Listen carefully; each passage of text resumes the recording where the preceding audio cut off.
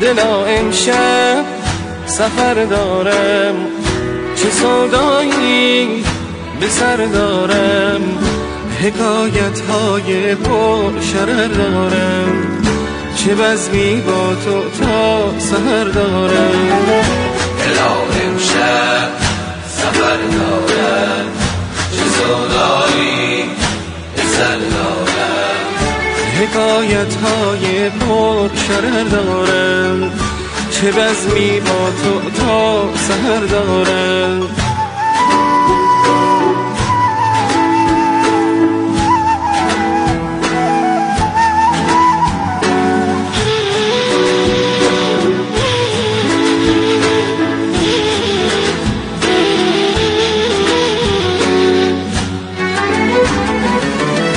به پرواز آسمانش چه خوش رنگین بال و پر دارم،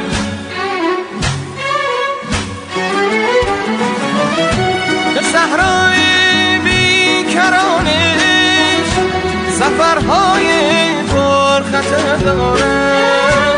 نمی‌ترسم از فتنه طوفان، دلی چون دریای خزر دارم، به بیتابی قلب عاشقان پیامی از شمس و قمر دارم. دلا امشب سفر دارم، چه سودایی به سر دارم، حکایت های پر شرر دارم، چه بزمی با تو تا سحر دارم.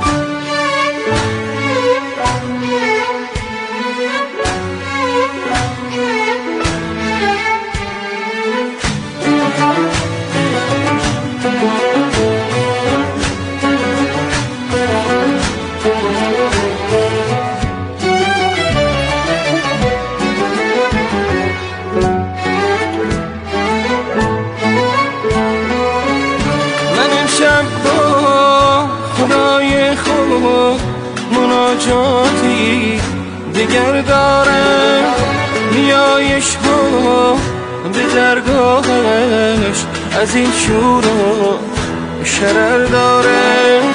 ز لطف بین کران او تشکرها کنم، اما شکایت ها به درگاهش ز سودای بشر دارم. نمی‌ترسم از فتنه طوفان، دلی چون دریای خزر دارم، به بیتابی قلب عاشقان پیامی از شمس و قمر دارم.